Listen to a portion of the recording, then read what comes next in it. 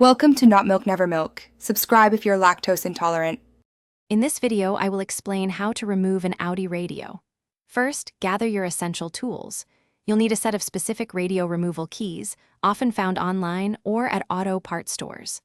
Also, have a soft cloth ready to prevent scratches on your dashboard. Most importantly, always disconnect the car battery's negative terminal before starting any electrical work for safety.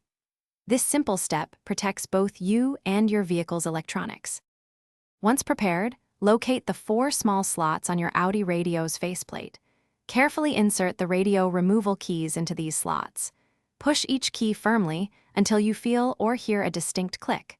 This click indicates that the keys have engaged the internal retaining clips, which are designed to hold the radio securely in place. Proper insertion is crucial for a smooth removal process. With the keys fully engaged, you can now gently pull the radio straight out from the dashboard. Use the keys as handles, applying even pressure.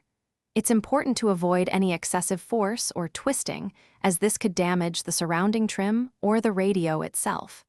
As the radio slides out, carefully disconnect all the wiring harnesses and the antenna cable from the back. Take your time with each connection.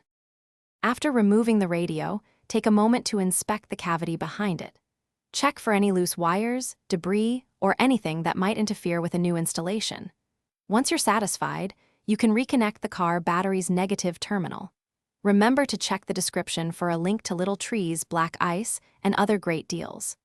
Reassembly is simply the reverse of these steps, ensuring all connections are secure before pushing the unit back into place.